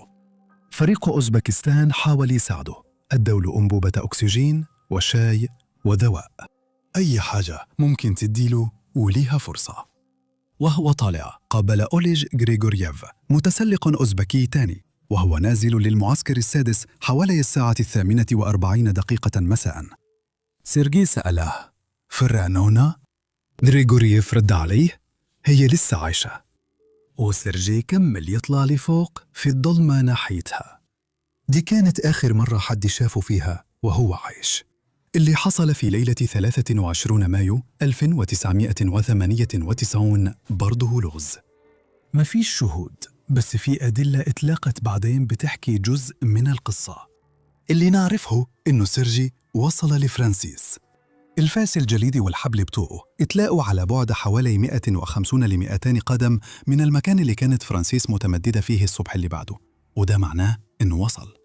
إحنا مش عارفين إذا كانت هي عرفت إنه وصل ولا لأ، إحنا مش عارفين هو قال لها إيه أو هي قالت له إيه، إحنا مش عارفين هو قعد معاها قد إيه أو حاول يعمل إيه. اللي إحنا عارفينه إنه في وقت ما خلال الليلة دي سيرجي وقع، سواء كان نازل يجيب أكسجين زيادة أو بيحاول يلاقي مساعدة، أو ببساطة فقد توازنه في الضلمة والتعب. إحنا عمرنا ما هنعرف. وهو مات في مكان ما على جنب الجبل ده، تقريباً على بعد 740 قدم تحت المكان اللي كانت فرانسيس متمددة فيه. وساب فرانسيس لوحدها تاني يوم الصبح 24 مايو، مجموعة تانية من المتسلقين لقوا فرانسيس لسه عايشة. هي دلوقتي كانت فوق ارتفاع 27,000 قدم لمدة تقريباً 6 أيام، وكانت معرضة للهواء الطلق فوق 28,000 قدم لحوالي 36 ساعة. المتسلق الأوزبكي إلياس دوغفتالين وصل لها الأول حوالي الساعة 57 صباحاً، وبعده فريق البعثة الجنوب إفريقي اللي كان فيه إيان وودال، كاثي أو داود، و4 من الشيربة. كاثي بالذات قربت وبصت في وش فرانسيس، واللي شافته فضل معاها طول حياتها. جلد فرانسيس كان أبيض زي اللبن وناعم تماماً زي عروسة من البورسلين. عينيها كانت باصة لفوق ومش مركزة، وبؤبؤ عينيها كان زي فراغات سودة كبيرة. شعرها الطويل الغامق كان سايحاً على الثلج. كانت شكلها هادي، بس هي كانت بتموت بأبطأ وأقسى طريقة ممكنة. إيان وودال وشيربا زانغبو حاولوا يسندوا فرانسيس ويوقفوها. لو كانت تقدر تتحمل حتى وزن جزئي على رجليها، كانت الفكرة إنهم يسندوها بين متسلقين ويساعدوها تنزل، أو على الأقل ينقلوها لمكان أكثر أمان. بس لما رفعوها، رجليها وقعت تحتها زي خيوط المكرونة. رجليها كانت متدمرة تماماً بعد أكثر من 30 ساعة من التعرض. وساعتها فرانسيس بدأ يتكلم: ما تسيبنيش، أنا أمريكية، أنا أمريكية، ليه بتعمل كده معايا؟ بعدين رجع تاني للبداية: ما تسيبنيش، أنا أمريكية، ليه بتعمل كده معايا؟ مرات ومرات من غير ما حد يطلب، ومن غير ما يرد على أسئلتهم أو أصواتهم. هي ما كانتش بترد عليهم، ما كانتش بتتفاعل مع اللي كانوا بيقولوه. هي كانت بس بتكرر نفس ال3 جمل ورا بعض زي شريط متعطل. هدود فهم برعب إنه فرانسيس ما كانتش فعلا بتتواصل. هي ما كانتش بترد، هي كانت بتطلع شوية جمل متقطعة. دي كانت آخر كلمات من مخي بيموت، زي ماكينة علقت في دايرة. عقلها كان بيفضل يكرر الكلمات الوحيدة اللي لسه يقدر يوصلها. وداود وودال قعدوا معاها تقريبا ساعة. دول قدموا لفرانسيس شاي وحاولوا يدخلوا لها سائل دافي. رجعوا رجليها تاني ودلكوهم وبيدوروا على أي علامة إن رجليها لسه شغالين، أي علامة إنها تقدر تحركهم. عملوا كل اللي يقدروا عليه، ما كانش كفاية. كانت خلاص بقت ميؤوس منها وكان لازم يهتموا بنفسهم. فمشيوا وسابوها، وقفوا نفسهم ولفوا وراهم ونزلوا.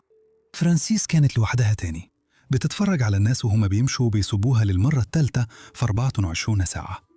عدت ساعات، الشمس تحركت في السماء، درجة الحرارة فضلت برد قارس، وفرانسيس فضلت مربوطة بالحبل ده. جسمها بيقفل واحدة واحدة وهي لسه واعية. في وقت ما بعد كده الصبح الشربة وصلوا ليها، لقوها لسه عايشة ولسه بتقول نفس الجمل دي: ما تسيبونيش، أنا أمريكية، ليه بتعمل كده معايا؟ حوالي الساعة 10:55 صباحاً في 24 مايو 1998 فرانسيس أرسنتيف توفيت. كانت في العراء لمدة حوالي 48 ساعة. في الوقت ده هي شافت ناس بتيجي بتحاول تساعد وتمشي، وماتت وهي عارفة على أي مستوى من الوعي كان باقي عندها إني مفيش حد هيرجع تاني. كان عندها 40 سنة. لما نبص على اللي حصل واضح إيه اللي قتل فرانسيس وسيرجي. ما كانش حظ وحش، ما كانش الجو، ما كانش عدم كفاءة ولا تهور. سيرجي كان عملها قبل كده، كان عنده الخبرة وكان عنده المهارة، وفرانسيس كان واثق فيه تماماً. بس اللي نفع مع سيرجي لوحده في 1990 ما حسبش حساب المتغيرات اللي واجهوها في 1998. فرانسيس عمره ما طلع جبل ارتفاعه 28,000 قدم قبل كده. فارق الخبرة كان كبير جداً.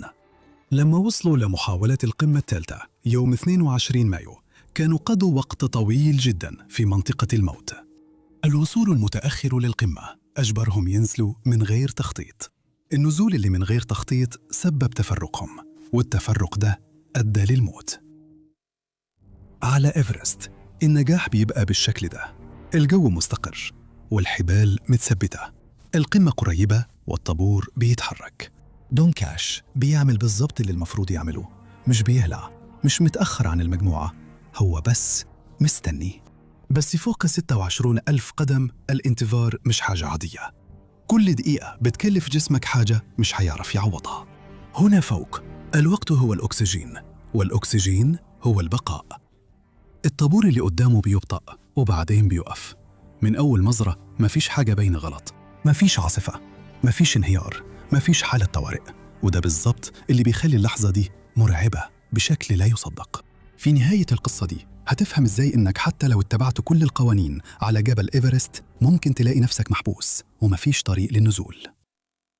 21 مايو 2019 اليوم اللي خلى الخبراء يسموا موسم التسلق في 2019 بالسنة اللي كسرت جبل إيفرست. يمكن الكلام ده يبان مبالغ فيه، بس أول ما أحكي لك قصة دون كاش هتعرف ليه ده مش تهويل. دون كان مدير مبيعات عنده 55 سنة من ساندي يوتا. اتربى ولده مزارع في نوفلتي أوهايو، وحتى وهو صغير دون كان مختلف. وهو عنده 15 سنة كان اشترى لنفسه موتوسيكل ترابي فولكس فاغن وعربية نقل بفلوسه هو. حتى وهو مراهق دون كان دايما مستقل ودايما بيدور على الصفقة الجاية. بعد الثانوية دون خدم في مهمة للكنيسة المورمونية في تايبي وأوكلاند. هناك تعلم أخلاقيات الشغل والانضباط، ولما رجع خد شهادة في التسويق مع تخصص فرعي في اللغة الصينية من جامعة يوتا. وأثناء ما كان هناك قابل زوجته المستقبلية مونيت كلايتون. اتجوزوا سنة 1986، وعلى مدار 33 سنة بعد كده بنوا حياتهم سوا. 4 أولاد، 3 حفيدات، وبيت في ساندي. حياة بسيطة مش بتدل خالص على الجبال. كمان أتدرج في السلم الوظيفي من مبيعات تكنولوجيا ناجحة جدا، ورفع إيرادات الشركات لمئات الملايين من الدولارات، لحد ما بقى نائب رئيس شركة BMC سوفتوير للمبيعات الداخلية على مستوى العالم. شعاره الشخصي كان بسيط: نجاحي بيجي من نجاح الآخرين. وكل اللي اشتغلوا معاه قالوا نفس الكلام. دون كان بيخليك تصدق إنك تقدر تحقق أي حاجة. ومع كده في وقت من الأوقات دون وقع في حب الجبال. أول ما بدأ يتسلق ما قدرش يبطل. حط لنفسه هدف إنه يتسلق 7 قمم على قمة في كل قارة، وده كان عكس حياته اليومية تماماً. في أوائل الألفينات وصل لقمة كليمنجارو في إفريقيا على ارتفاع 19350 قدم، وبعدها أكونكاغو في الجنوب، وبعدها إلبروس في أوروبا، وهرم كارستانز في أوقيانوسيا. بحلول يناير 2019 كان دون وصل لقمة 6 من ال7 قمم، لكن رحلته لتحقيق الرقم ده بصراحة من أكثر الرحلات القاسية اللي بحثت عنها.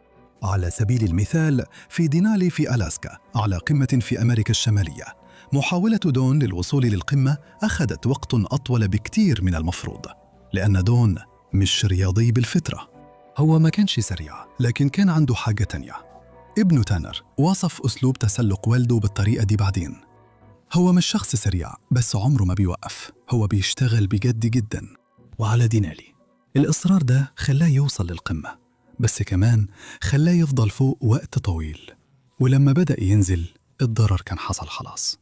التجمد أصاب 3 صوابع في إيده اليمين، والدكاترة اضطروا يبتروا الصوابع دي. بعدين معظم الناس كانوا هيعتبروا ده علامة من الجبل ويعيدوا التفكير، ويمكن يدوروا على هواية أكثر أمان. لكن دون لأ، جاب أصابع صناعية ولبسهم في سلسلة حوالين رقبته كحاجة تفتح الكلام. حول بتر صوابعه لنكتة كدليل إنه ما فيش حاجة تقدر توقفه. بعد ما فقد صوابعه كان بيقول للناس: على الأقل وصلت للقمة. في يناير 2019 قبل إيفرست ب4 شهور بس، دون طلع سادس قمة له جبل فينسن في القارة القطبية الجنوبية على ارتفاع 16,050 قدم.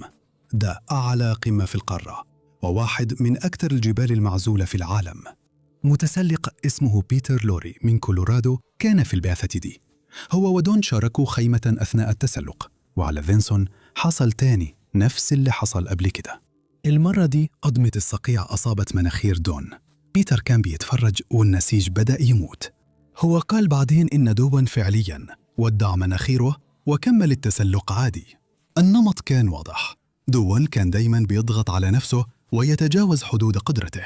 جسمه كان بيدفع الثمن، ودون كان بيهز كتافه ويمشي عادي. بالنسبة له ده ما كانش تهور، ده كان المطلوب. لما الناس كانت بتسأله لو عنده رغبة في الموت، كان بيرد بثقة: بالعكس تماماً، أنا عندي رغبة في الحياة، أنا عايز أعيش حياتي لأقصى درجة ممكنة. وأحياناً ده بيشمل مخاطرة محسوبة. الحياة قصيرة، ما فيش ندم. لما دون رجع من فينسون في آخر يناير 2019 كان جزء من مناخيره ناقص، لكنه كان خلص القمة السادسة ليه. كان فاضل له جبل واحد بس، إيفرست. ده كان آخر قمة، تتويج لكل اللي اشتغل عليه، ودون كان مصمم يخلص اللي بدأه. ففي يناير 2019 دون عمل حاجة مميزة، ساب شغله كنائب رئيس في شركة BMC للبرمجيات. بعد 25 سنة من التدرج في السلم الوظيفي قرر يسيب كل ده عشان يتسلق أعلى جبل على وجه الأرض. وأعلن كمان عن إجازة لمدة 5 شهور على لينكد إن، وكتب وظيفته الجديدة كالمتسلق التنفيذي الأول. خطته كانت بسيطة: فينسنت في يناير، إيفرست في أبريل ومايو، وبعدين يرجع في يونيو ويبدأ فصل جديد في حياته المهنية. دون كان فاكر إنه خطته محكمة وما فيش فيها غلطة. ما كانش عنده أي فكرة النظام كان مخبي له إيه، مجرد لفة صغيرة في قطار الفوضى ده. عشان تفهم اللي حصل مع دون لازم تفهم إيه اللي كان بيحصل على إيفرست في 2019، لأن ده ما كانش مجرد موسم تسلق عادي. السنة دي اللي الخبراء بيسموها دلوقتي السنة اللي إيفرست انهار فيها. أول حاجة، كان في ناس كتير قوي. نيبال أصدرت رقم قياسي من تصاريح التسلق للأجانب في الربيع ده، 381 تصريح. كل تصريح بيكلف $11,000، يعني 4.2 مليون دولار دخلوا حكومة نيبال بس من رسوم التصاريح. دلوقتي ممكن تكون بتفكر: طيب أكيد عندهم معايير، صح؟ أكيد لازم تثبت إنك مؤهل تتسلق أعلى جبل في العالم. دي كانت المتطلبات عشان تاخد تصريح في 2019: $11,000 وشهادة من دكتور بتقول إنك بصحة كويسة، وخلاص على كده مفيش إثبات إنك طلعت جبل قبل كده، ولا حتى شرط إنك وصلت لقمة أي جبل. كل اللي كنت محتاجه إن دكتور يمضي على ورقة بيقول فيها إنك مش هتجيلك أزمة قلبية، وطبعاً الفلوس. يعني كان عندك 381 واحد معاهم تصاريح ومعاهم كل الشربة والمرشدين بتوعهم، ده آلاف الناس على الجبل. بس الموضوع بقى أسوأ، لأن في أوائل مايو إعصار مفاجئ ضرب جبال الهيمالايا، وده معناه إنه الفرقة المسؤولة عن تثبيت الحبال على الجبل اتأخرت. البعثات اللي كانت جاهزة للانطلاق اضطرت تستنى، الكل تعطل. في معسكر القاعدة بيراقبوا الجو وبيستهلكوا وقت وفلوس وأكسجين. ولما العاصفة أخيراً عدت والجو صفى، توقعات الطقس أظهرت حاجة مقلقة. كان فيه بس 5 أيام، الرياح فيهم هادية كفاية علشان يحاولوا يوصلوا للقمة بأمان. للمقارنة، سنة 2018 كان فيه 11 يوم ورا بعض فيهم الجو كويس، وبرضه حصلت حوادث. في موسم عادي البعثات بتقدر تتوزع على الأيام، بعض الفرق تطلع بدري وبعض الفرق تطلع متأخر، كل واحد بياخد فرصته من غير زحمة. لكن في 2019 الكل اضطر يطلع في نفس الوقت، وده كان مشكلة كبيرة، لأن تسلق جبل إيفرست مش زي تسلق أي جبل عادي، تقدر تمشي لحد القمة وخلاص. الطريق لفوق في الغالب بيكون ممر ضيق يمشي فيه شخص واحد بس، في معظم الأماكن في أجزاء لازم كل واحد يعدي لوحده. بتربط نفسك في الحبال المثبتة وبتستنى دورك. في سنة عادية ده كان يعتبر إزعاج بسيط، يمكن 50 أو 60 شخص بيحاولوا يوصلوا للقمة في يوم الجو فيه كويس. بتستنى شوية وبعدين تتحرك، تستنى وتتحرك. الموضوع بطيء بس فيه حركة. لكن في 2019 كان فيه أكثر من 320 متسلق، كلهم بيحاولوا يوصلوا للقمة في نفس الفترة القصيرة. كان أسوأ تزامن ممكن للعوامل، لكن دون ما كانش يعرف كده. هو كان مصدق إنه في إيد أمينة، والإيمان ده كان حيكلفه حياته. إيه اللي خلى دون واثق كده؟ إيه اللي خلاه يصدق إن النظام حيحميه؟ الإجابة بسيطة، هو كان مذاكر كويس، جاب محترفين واتبع القواعد. دي ما كانتش أول مرة لدون في الهيمالايا. في 2009 قبل محاولته لإيفرست ب10 سنين، دون أخذ مراته وأولادهم ال4 لمعسكر قاعدة إيفرست. مع بعض مشوا 17,000 قدم عشان يشوفوا الجبل وعشان يفهموا إيه اللي دون هيحاول يعملوه في يوم من الأيام. قرأوا كتباً عن إيفرست مع بعض وتفرجوا على أفلام وثائقية. عائلته كانت عارفة المخاطر، أو كانوا فاكرين إنهم عارفين. في الرحلة دي لإيفرست دون استعانة بشركة بايونير أدفنشر، وهي شركة نيبالية لها سنين خبرة في الجبل. ما كانتش الخدمة الأغلى اللي موجودة، بس برضو ما كانتش الأرخص. دفع حوالي $35,000 عشان يتسلق الجبل. المرشدين بتوعه كانوا لاكيبا نوربو شيربا وباسانج تانجينج شيربا.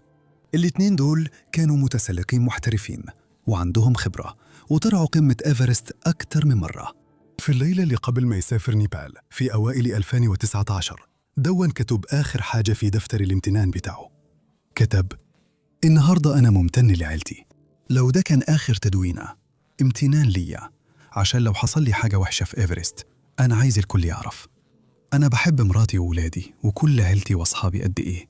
أنا عشت حياة عظيمة، ربنا كرمني، ما عنديش أي ندم. هشوفكم كلكم قريب. دون كان متصالح مع فكرة إنه ممكن يموت على إيفرست. كان فاهم المخاطر، الانهيارات الجليدية، الشقوق، العواصف، منطقة الموت. لكن اللي كان هيحصل لدون محدش كان ممكن يتخيله أبداً.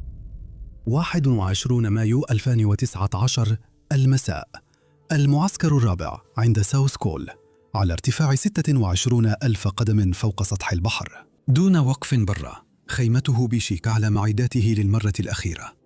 قناع الأكسجين، كشاف الرأس، بطاريات إضافية. حواليه المتسلقين التانيين كانوا بيعملوا نفس الحاجة. الهواء كان خفيف قوي فوق، كل نفس كان بيحس إنه ناقص ومش كفاية. دي كانت لحظته، آخر محاولة تسلق للقمة عشان يكمل رحلة استمرت 10 سنين. دون بص لفوق على الجبل، واللي شافه كان المفروض يطمنه. 150 كشاف رأس، بيتحركوا زي تعبان فوق الجبل في الظلمة فوق بعض، كأنهم خط منور بيختفوا في السماء السوداء. كل الناس دي وكل الفرق دي وكل المرشدين دول، هو ما كانش لوحده، كان حاسس بالأمان وكل حاجة منظمة. بعد الساعة 6 مساء دون شبك الأكسجين بتاعه وضبط شنطته وبدأ يتسلق مع المرشدين بتوعه لأكبا نوربو وباسانج تانجنج. المحاولة الأخيرة للوصول للقمة بدأت. الخطة كانت بسيطة: يتسلق طول الليل، يوصل القمة مع شروق الشمس، وينزل ومعاهم وقت كفاية في النهار. الطلعة المعتادة للقمة بتاخد من 8 ل 10 ساعات رايح جاي، ده اللي الجسم يقدر يتحمله في منطقة الموت. دون أتحرك بالضبط زي ما ابنه تانر قاله، ببطء وثبات، بس من غير ما يوقف، رجل قدام التانية، وبيطلع لفوق في الضلمة. بس وهو بيطلع بدأ يقابل حاجة خلت كل حاجة أسوأ. الخط اللي شافه قبل ما يبدأ يطلع للقمة كان زحمة. في الأماكن الصعبة اللي المتسلقين لازم يربطوا نفسهم في الحبال الثابتة ويتحركوا واحد واحد، الناس كانت واقفة ومستنية، واقفين بس، على ارتفاع 27,000 قدم وعلى ارتفاع 28,000 قدم. كانوا مستنيين دورهم يتحركوا والأكسجين بتاعهم بيقل. فوق هناك الأكسجين هو الوقت. عند درجة هيلاري اللي هو جدار صخري شبه عمودي طوله حوالي 80 قدم تحت القمة، على طول الوضع كان أسوأ. الجزء الضيق ده ما ينفعش يعدي عليه غير متسلق واحد في كل مرة. المتسلقين اللي طالعين لفوق كانوا لازم يستنوا المتسلقين اللي نازلين، والمتسلقين اللي نازلين كانوا لازم يستنوا المتسلقين اللي طالعين لفوق. التأخيرات وصلت لساعتين وأوقات أكتر، ودون كان مستني، والشمس كانت بتطلع أكتر وأكتر. السماء اتغيرت من السواد للأزرق الغامق البرتقالي لحد ما النهار وضح تماماً. ولما الطابور أخيراً بدأ يتحرك تاني كانت الساعات عدت.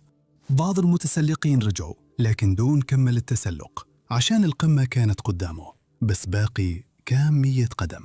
وأخيراً حوالي الساعة 5:30 الصبح يوم 22 مايو والشمس بتطلع فوق جبال الهيمالايا، دومكاش أخيراً وصل لقمة جبل إيفرست على ارتفاع 29,029 قدم فوق مستوى سطح البحر، أعلى نقطة على وجه الأرض. سنين من الأحلام أخيراً اتحققت على طول. دون طلع تليفونه الفضائي بإيدين بتترعش، نفسه كان بيطلع متقطع من خلال قناع الأكسجين. الاتصال كان فيه تشويش، ولما ابنه تانر رد صوت دون كان مليان فرحة خالصة. أنا محظوظ جداً إني واقف على الجبل اللي بقالي 40 سنة بقرأ عنه. أكيد دون كان متأثر جداً، وبصراحة مش صعب نفهم ليه، لأنك تقدر تتخيل 40 سنة من القراءة عن الجبل ده، وعقود من مشاهدة الصور، وشهور من الحلم بالوقوف على قمة العالم، و6 قمم أتسلقهم، و3 صوابع فقدهم، وجزء من مناخيره راح، وكل ده علشان يوصل للحظة دي كانت القمة، خط النهاية. كل حاجة ضحى بيها، وكل حاجة اشتغل علشانها، وكل اللي كان مؤمن بيه عن إنه يعيش حياته للآخر كله كان يستاهل. دون كفل التليفون وبص حواليه. جبال الهيمالايا كانت ممتدة في كل اتجاه تحته، السماء كانت صافية، الشمس كانت بتطلع. هو وصل، طلع الكاميرا بتاعته وبدأ يصور. أعلام الصلاة بتتحرك في الهواء والمنظر في كل اتجاه. وهو بياخد الصور دي، رجلين دون خانته ووقع لقدام في الثلج في أعلى مكان في العالم من غير أي إنذار. دومكاش، الراجل اللي عمره ما وقف فعلا، وده غالبا اللي حصل. دون كان بيتسلق لأكثر من 12 ساعة، يعني من 4 ل 6 ساعات زيادة عن الطبيعي، وفي الوقت ده جسمه كان بيموت، لأن فوق 26,000 قدم انت في اللي المتسلقين بيسموه منطقة الموت. الاسم بيقول كل حاجة. على الارتفاع ده مفيش أكسجين كفاية في الهواء علشان الإنسان يقدر يعيش. جسمك بيبدأ يقفل واحدة واحدة، خلاياك بتتجوع، مخك بيورم، دمك بيتقل، وحسابات الأكسجين بتكون قاسية جدا. على معدلات تدفق عالية، أنبوبة أكسجين عادية سعتها 3 لتر بتقعد 3 أو 4 ساعات. طلوع دون اللي استمر أكثر من 12 ساعة معناه إنه استهلك حوالي 3 أو 4 أنابيب أكسجين بس عشان يوصل للقمة. جسمه كان وصل لحدوده، ولسه كمان الوقت اللي قعده فوق القمة. المكالمة التليفونية، الصور، الإحساس الجارف بالفخر والإنجاز، وكل ده وهو واقف على قمة عرضها 1 متر تقريباً. بعد ما وقع، المرشدين الشيربا الاثنين اللي معاه لاكبا نوربو وباسونغ تانجينغ ركعوا جنبه على ركبهم تقريباً في نفس اللحظة. بدأوا يعملوا إنعاش قلبي رئوي وضغطات صدرية على ارتفاع 29,029 قدم، في مكان الهواء فيه خفيف جدا لدرجة إن رئتك بتولع مع كل نفس. ده كان خطر جدا، بس كمان إنهم ما يعملوش حاجة كان خطر. زودوا ضغط الأكسجين بتاعه ودلكوا أطرافه، عملوا كل حاجة عشان يرجعوه، والمذهل إن ده نجح. عيون دون اتفتحت، قدر يشوفهم، قدر يتواصل معهم. تقدر تتخيل الإحساس بالراحة عند الشيربا في اللحظة دي؟ هم رجعوه للحياة، كان عايش، كان واعي، بس لما حاولوا يساعدوه يقف، دون ما قدرش، رجليه ما كانتش بتتحرك. دون كان واعي، كان شايف، كان يقدر يتكلم، بس جسمه كان فصل تماما، وعلى ارتفاع 29,029 قدم. ده كان حكم بالإعدام، لأن لو ما تقدرش تمشي ما تقدرش تنزل، ولو ما تقدرش تنزل هتموت. الزحمة دي بقت منطقية دلوقتي. الشيربا كان لازم يختاروا، كان ممكن يفضوا مع دون فوق القمة ويحاولوا أي حاجة ويأملوا إنه يتحسن، وهم عارفين إن كل دقيقة بيقضوها هناك التلاتة هيموتوا ببطء، أو يحاولوا ينزلوه. اختاروا ينزلوه. دلوقتي دي كانت مهمة شبه مستحيلة. نقل متسلق عاجز في منطقة الموت على ارتفاع عالي جدا بيحتاج قوة وشجاعة غير عادية. لكن لاكبا نوربو وباسانغ تانجينغ ما ترددوش، بدأوا يسحبوا دون من القمة. قدروا ينزلوا به 80 قدم رأسي، 80 قدم من المكان اللي دون حقق فيه حلمه. وصلوا لعقبة هيلاري، وهناك القصة دي اتحولت من حاجة تقطع القلب لواحدة من أبشع حالات الوفاة اللي بحثت عنها في حياتي. لأن لما لاكبا نوربو وباسونغ تونجينغ وصلوا لعقبة هيلاري مع دون، قلوبهم وقعت لما شافوا اللي كان مستنيهم تحت. شافوا زحمة أكثر من 200 متسلب واقفين في صف واحد، كلهم كانوا طالعين الجبل. وافتكر عند عقبة هيلاري في حبل ثابت واحد بس، شخص واحد بس يقدر يعدي في كل مرة. لو حد بيطلع لازم تستنى، ولو حد بينزل برضو لازم تستنى. في الظروف العادية ممكن تستنى 10 دقايق أو 15 دقيقة، الموضوع مزعج بس ممكن تتعامل معاه.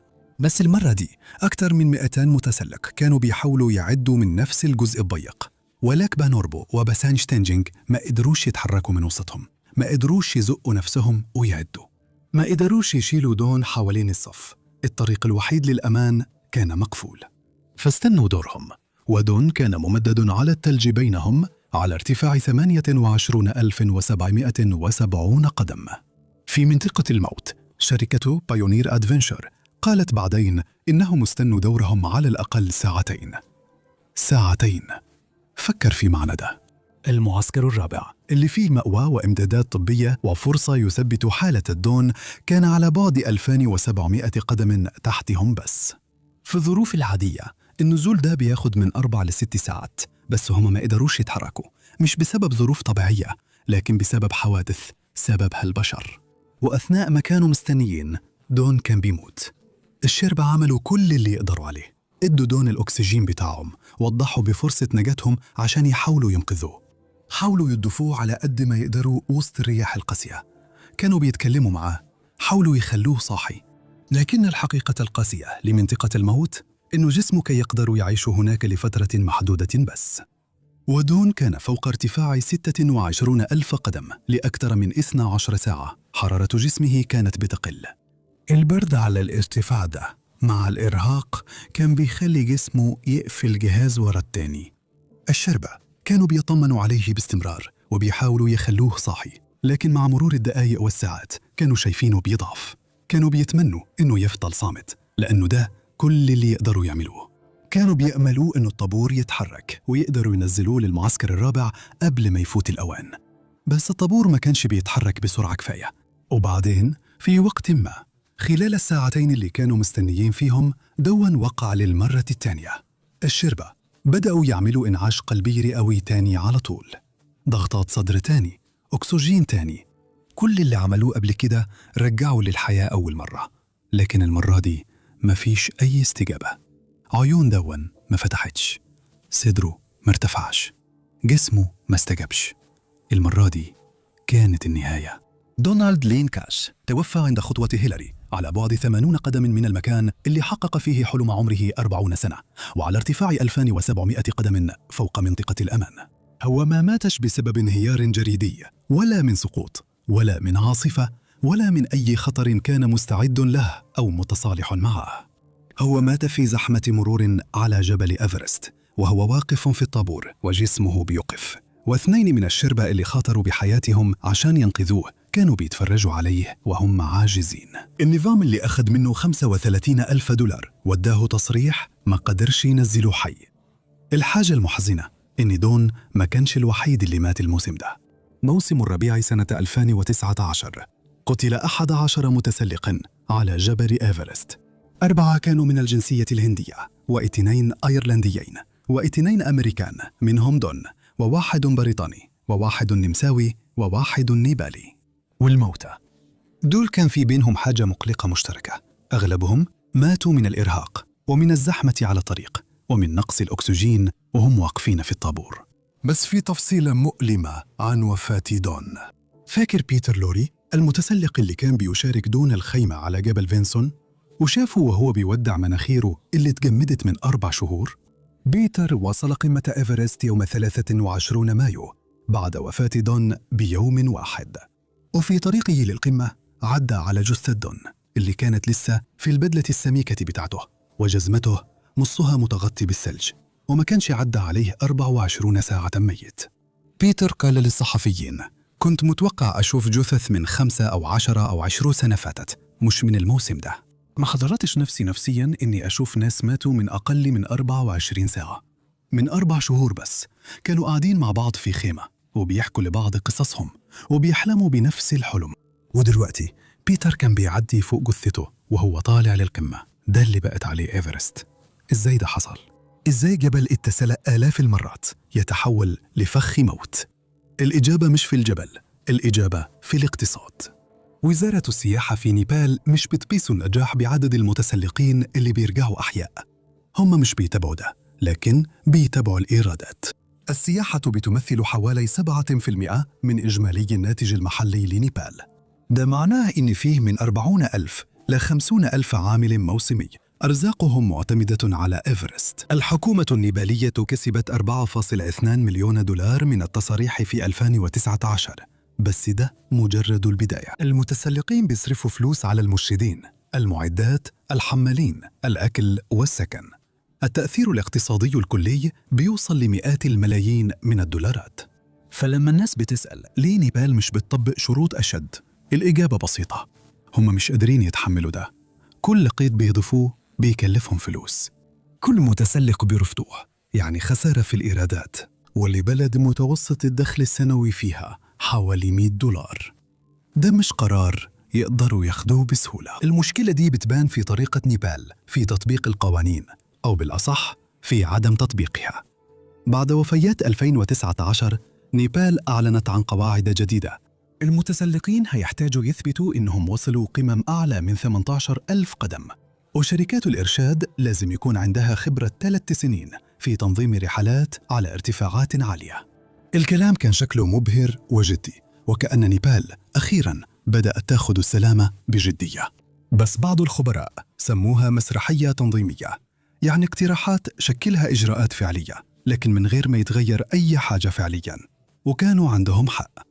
حظر التسلق الفردي اتفرضوا لأول مرة في 2017، وبعدها اتعاد فرضه في 2019، وبعدين تاني في 2023، وبعدين مرة كمان في 2025، ولا مرة طبق فعلياً. متطلبات الخبرة اتعرضت أكثر من مرة وبرضه ما اتطبقتش. النمط واضح: كل كام سنة بيحصل مأساة، بعدها غضب، بعدها وعود، وبعدين الدنيا ترجع زي ما كانت، وبعدين جثث أكتر. موسم 2020 اتلغى بسبب كوفيد-19، ولما التسلق رجع في 2021 نيبال أصدرت أكثر من 400 تصريح. بحلول 2023 أصدروا رقماً قياسي: 478 تصريحاً من 17 ل 18 شخص ماتوا الموسم ده، أكثر من 2019. النظام اللي قتل دون كاش لسه شغال بنفس الطريقة بالضبط. جثة دون لسه في مكان عالي على إيفرست. استرجاع الجثة كان حيكلف من 40 ل 70 ألف دولار، وكمان حيكلف 10 شربة. يخاطر بحياتهم. عائلته اختارت ما تحاولش. حسب النعي بتاع دون، هو طلب إنه جثته تفضل على الجبل. عائلته عمرها ما رفعت قضية على بايونير أدفنتشر ولا لامت المرشدين قدام الناس. أخو دون بعت رسالة لنيبال: من فضلك قول لنوربو تينسينغ عن تقدير عائلتنا الكبير لمجهودهم البطولي عشان ينقذوا دون. دي شهامة العائلة، دي حاجة جميلة، بس في حاجة شهامتهم مش هتقدر تغيرها. دون تصالح مع فكرة الموت على إيفرست، وكتب عن ده في مذكراته. هو كان فاهم المخاطر زي الانهيارات الجليدية والشقوق والعواصف، لكن ما قدرش يتقبل فكرة الموت وهو واقف في طابور. هو ما كانش مستعد لنظام بيهتم بالإيرادات أكثر من الأرواح، وما حسبش حساب خطر إن 200 شخص يسد عليه الطريق الوحيد للنجاة. دون عاش حياته على الآخر. هو حقق حلمه ووقف على قمة العالم، لكن على بعد 80 قدما من القمة زحمة المرور قتلته، وبعد 5 سنين الطابور ده لسه موجود. شكرا على المشاهدة، وأشوفكم في الفيديو الجاي. خليك جريء وعيش بشجاعة.